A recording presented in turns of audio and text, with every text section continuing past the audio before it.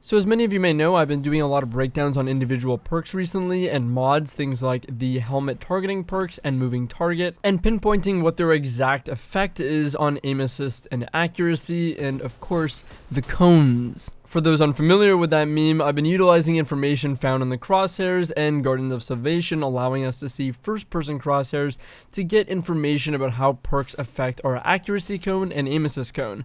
And if you don't know what those are, I very much suggest watching one of my previous videos to get a decent explanation on that, as you'll need it for a lot of my videos going forward. But before going forward and continuing to do more breakdowns on individual perks, I wanted to do a more at-a-glance style video where we gloss over all the main key points and mechanics of accuracy-related perks in Destiny 2. As much as I will mention every accuracy-related perk I could think of in this video, I will be doing an individual video for most of these, breaking down how they individually work with a little bit more depth that might cover some of the same information and more. This video is more just a find all the information in one place and will serve as an introduction for those other videos which will have more depth. Last thing to clear up before we get into the actual perks here is I'm going to have some kind of lingo in this video, things like initial accuracy, secondary accuracy, and final accuracy. This is basically describing the bloom effect, as the community calls it. Initial accuracy is the accuracy level that will be for your first shot that you take. Final accuracy is the point where your accuracy cannot degrade any further from sustained fire, so you're at the point where your accuracy is effectively the worst. Secondary accuracy is pretty much your halfway point, the accuracy between initial accuracy and final accuracy. Lastly, and I promise this is the last thing before we get into these perks, I may or may not talk about the other functionality other than accuracy of the perk. However, the other functionalities of the perk is not the focus, although aim assist related things might be more relevant. So let's talk about the targeting mods on the helmet to start as a quick little recap. So the normal and generic targeting perks increase your aim assist by 5, enhanced targeting perks increase your aim assist by 10, and targeting mods increase your secondary and final accuracy. However, as far as I can tell, they don't really have a noticeable effect on initial accuracy from what we can see on the crosshairs. However, with targeting mods, it takes longer to reach final accuracy, and final accuracy is tighter than without these. The effect of targeting mods do improve with stacking multiple targeting mods, however we currently don't know the way diminishing returns affects these specifically. Let's talk about some exotic perks now. Fanfire on the last word increases accuracy as you land hipfire shots on a target up to 4 times stacks. This visibly shows the crosshair staying closer to what is initial accuracy with greater effect per stack, taking longer to reach final accuracy overall with greater stacks of fanfire.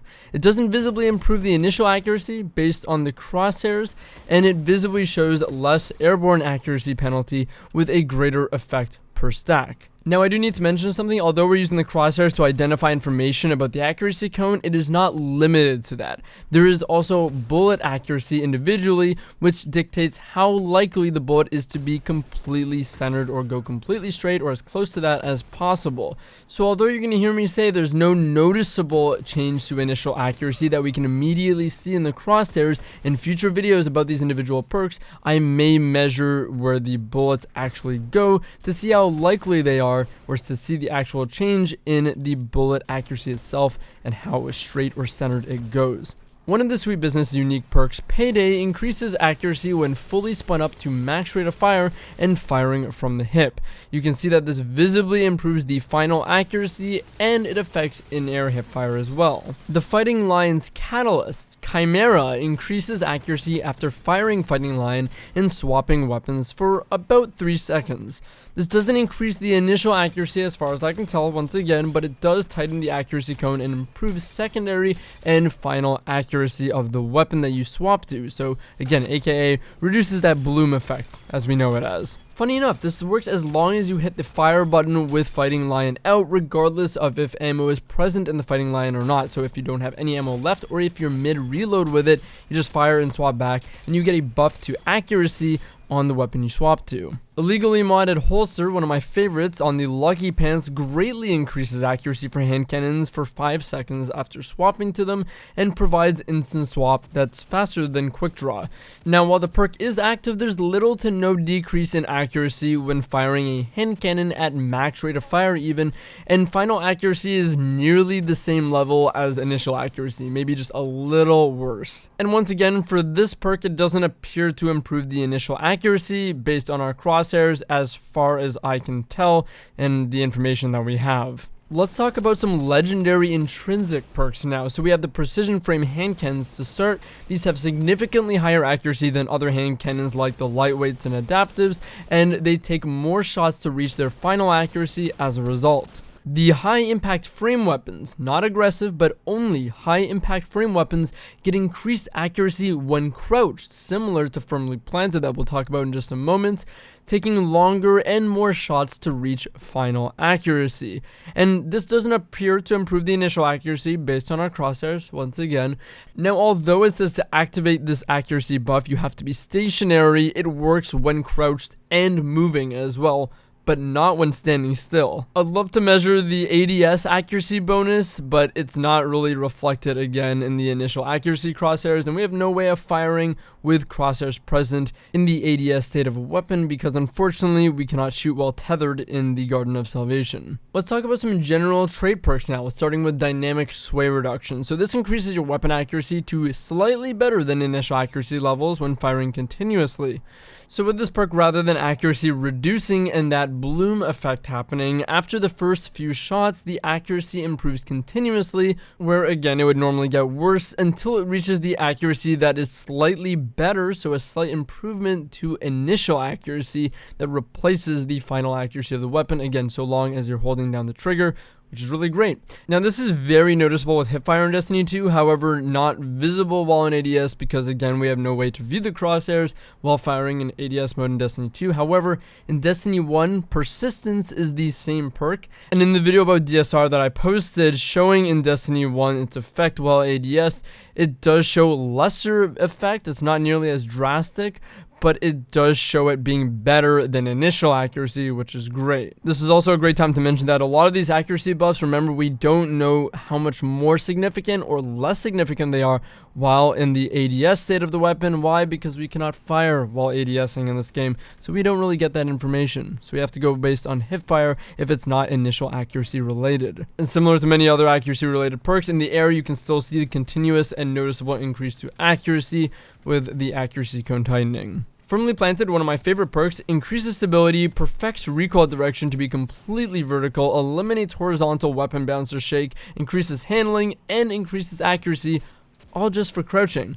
In terms of its accuracy buff, when crouched, shooting a weapon with firmly planted appears to keep the weapon at very close to initial accuracy values, and crouching after firing a weapon that's reached past initial accuracy, even at final accuracy, appears to reset it immediately to near initial accuracy, which is insane. Popping a crouch in for a shot after you fire like 3 or 4 hand cannon shots in a row at max rate of fire takes you back to as if you were just starting a gunfight in terms of accuracy levels, which is just crazy to me. It does work while sliding as well, and it's worth mentioning that Take a Knee is the weapon's counterpart in Destiny 1 that also stated it had reduced flinch, so maybe that's something that is kind of carried over in the background with this perk.